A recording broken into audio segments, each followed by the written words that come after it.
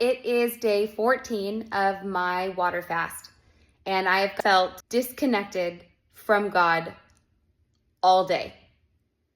All day.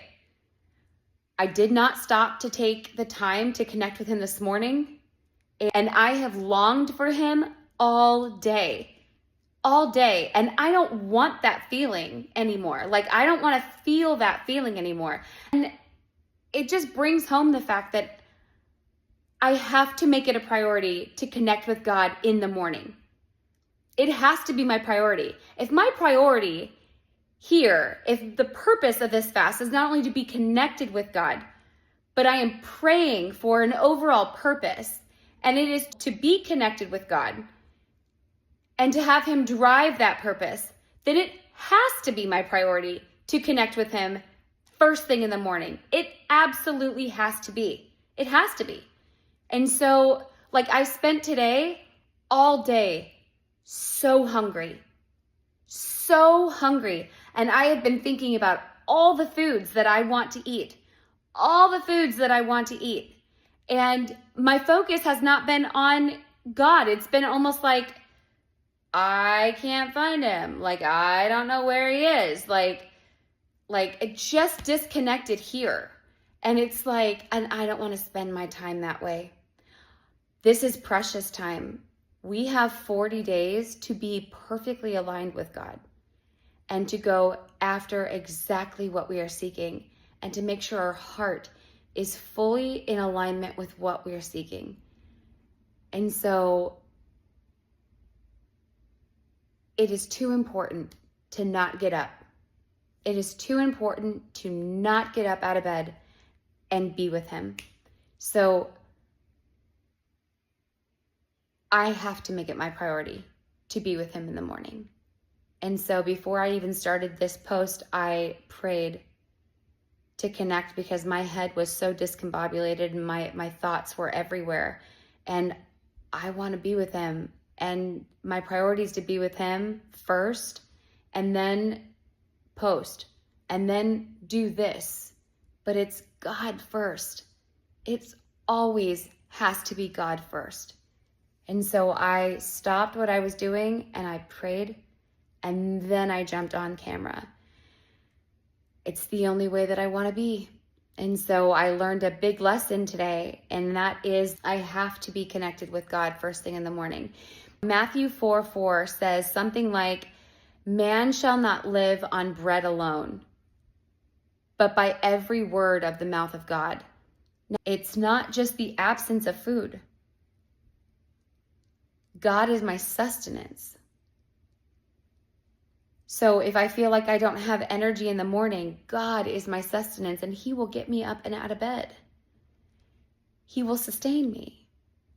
It is his word that will sustain me. So I not only need to be in prayer first thing in the morning, but I need to be in the word first thing in the morning. And I love the word. So I need to be diving right into it, because also during my Bible study, it's a way for me to reflect and write.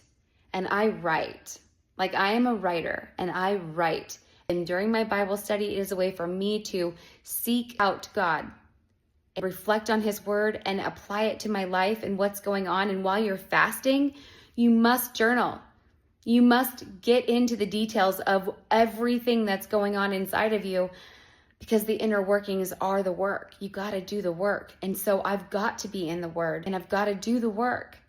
I just learned a really valuable lesson today. It's to get into the word and be with God first thing in the morning. I don't want to spend another day like this, as time is too precious. It's day 14 and I only have 26 days left of perfect alignment with God. And it's only going to become more and more clear. So I must be with him. I must. And how foolish would it be for me not to take advantage of this time? He is clearly with me. God is clearly with me. So I must. And so I pray that I will be up tomorrow morning and that I don't forget that this is so important to me. Because we all know how we can set our intention at night and then in the morning we kind of slough off. this must be a priority. God, I pray that this is my priority with you.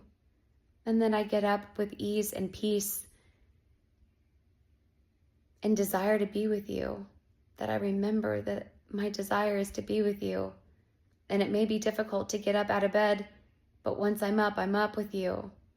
I'll practice my morning yin and get into my tissues and breathe some good fresh air and get my body moving, and then I will jump right into your word and I will be with you. I ask that you stay with me. Lead me, guide me, teach me. Allow your word to teach me. Allow it to sink into my innermost part of my being. Amen. So that is my lesson for today.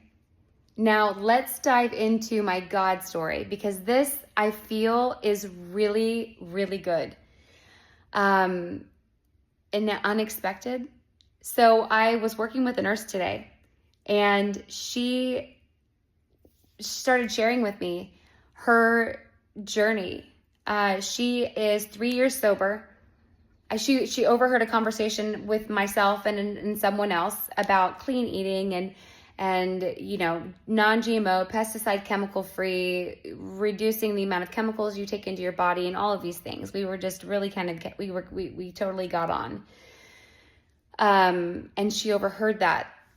When he left, she shared with me her struggle with alcoholism, and in her 20s, and she's in her early 30s, and she's been sober for 3 years now. And she feels strong in her sobriety. And she feels that now is the time that she feels strong enough in her sobriety to where that she can clean up the rest of her act. And she wants to eliminate caffeine and sugar and detox properly from those things. But it's painful for her to do that. It causes the headaches and the signs of detox. So she feels bad when she does it. She also told me that her brother is personally struggling with alcoholism right now and is trying to tackle it on his own without going to rehab. And I've been there. So I then was able to share with her my testimony of the Mucoid Plaque Cleanse and how I used Mucoid Plaque Cleanse to cleanse my blood and completely eliminate alcohol from my life. And then I have also used it to cleanse my blood from sugar and from caffeine. And I have been over time able to systematically reduce the amount that I take into my body. And ultimately, the goal is to completely eliminate those things from my life. I owe it to the Mucoid Plaque Cleanse. So your blood can only be as clean as your gut. So you must start with your gut. And this cleanse not only thoroughly cleaned out my gut, but it stripped that mucoid lining so that I was able to start building my body back up. But it cleansed my blood, so I was able to actually feel what it felt like to be clean and clear-headed and sharp and all of these wonderful things.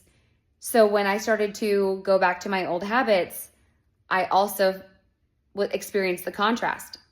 That contrast caused me to go back and point myself north, and I wanted to clean my body up again. So I would use the Mucoid Plaque Cleanse to do that. The point is that I was able to share that testimony with her. And the Mucoid Plaque Cleanse is one of the biggest blessings that God has ever given me and brought into my life. And I hope to be able to share with you my experiences with the Mucoid Plaque Cleanse and how I have used it to clean up my act.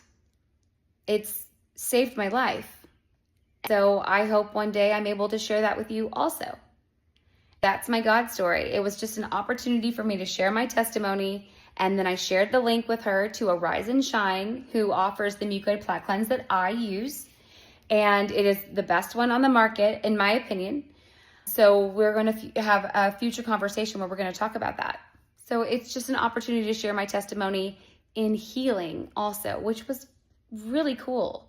I love opportunities to do that. So that's my God story. Now, my tip for today being the first day that I started craving things that I really, really want and that my body really, really wants. So write down the things that you crave and allow yourself to crave them, but get them out.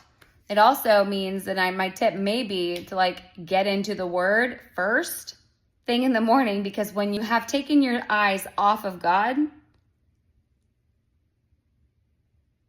well, then you're going to go to food. You're going to go to food. And so, gosh, it's like that. I guess that's what happens when you take your eyes off of God. You want to go to food. Your mind goes elsewhere. So I'm also hoping that these days are few and far in between, because I was craving everything. But it's also normal because you're fasting. So, this is just a quick tip. Hope this helped. I will see you tomorrow.